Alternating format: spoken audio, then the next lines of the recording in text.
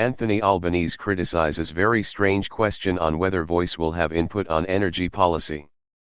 The government has criticized questions over whether the Indigenous voice to Parliament will have input into energy policy and Reserve Bank decisions, with Anthony Albanese saying people shouldn't look for distractions in the debate.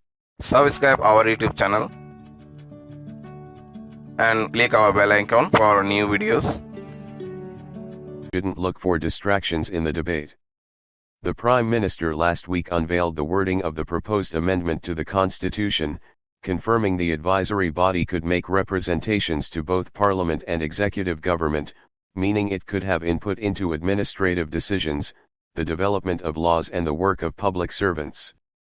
In Parliament's question time on Monday, the Shadow Attorney General, Julian Leeser, raised questions about how the Voice would advise executive government, asking the Indigenous Australians Minister, Linda Burney, whether the Reserve Bank would consult the Voice before altering interest rates.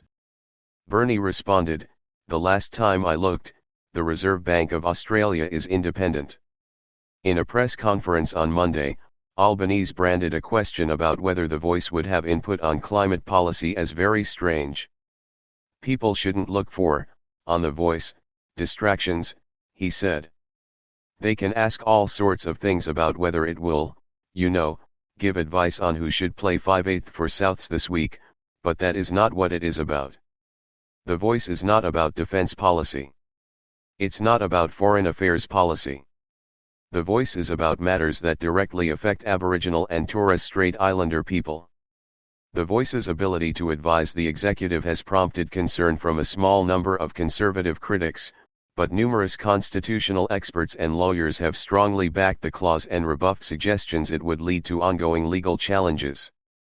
In question time, Albanese was asked by Leeser about releasing legal advice from the Solicitor General, Stephen Donoghue, about the Voice. The Prime Minister responded by saying Leeser, a longtime Voice advocate, knows full well that critics of the Voice had attempted to draw questions when they simply are not there, are disingenuous.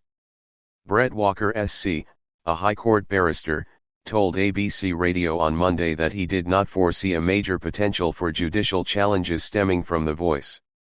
Walker said he didn't think there any real possibility of challenges to executive action other than in sporadic, rare cases. The bill containing the proposed Voice referendum question and constitutional amendment will be introduced to Parliament on Thursday. The Labour government has heaped pressure on the Liberals, the only party yet to declare its position on the referendum, to decide whether it would support the Voice. Escalating questions and concerns raised by the opposition leader, Peter Dutton, has some Liberals believing the party may formally resolve to oppose the Voice. 24newsread.blogspot.com Australia understands the Liberals are unlikely to settle their position for several weeks, until or after the committee process that follows the Constitution Alteration Bill's introduction. The bill will not be seen before the Liberal Party room meets on Tuesday.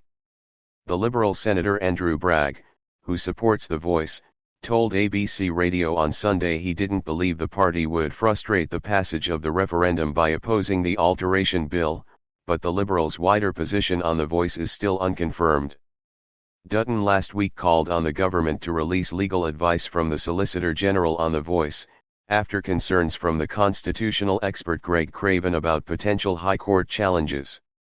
The Attorney General, Mark Dreyfus, said on Sunday it was not the practice of federal governments to release Solicitor General advice, but said Donoghue had been fully involved in the process and that his advice supported the proposed wording. Asked if the government would release the advice in a bid to secure Dutton's support, Albanese dismissed the notion, saying there were no signs the Liberal leader is open to supporting the Voice. "Are you telling me it's your view that if we release that advice, then they'll change their position?" he asked a journalist. "If you were me, would you think that there is any sign, other than that Dutton is undermining support for constitutional recognition of Aboriginal and Torres Strait Islander people? I've had 7 meetings with him. He's met with the referendum working group. There are no signs." But Albanese said he was still seeking bipartisanship. He said the government had intentionally not been prescriptive and left parts of the debate open to suggestions to attract more support, an offer he insinuated had not been accepted. Journalist. If you were me, would you think that there is any sign, other than that he Dutton is undermining support for constitutional recognition of Aboriginal and Torres Strait Islander people? I've had 7 meetings with him. He's met with the referendum working group. There are no signs. But Albanese said he was still seeking bipartisanship. He said the government had intentionally not been prescriptive and left parts of the debate open to suggestions to attract more support, an offer he insinuated had not been accepted. An offer he insinuated had not been accepted. Subscribe our YouTube channel and click our bell icon for new videos.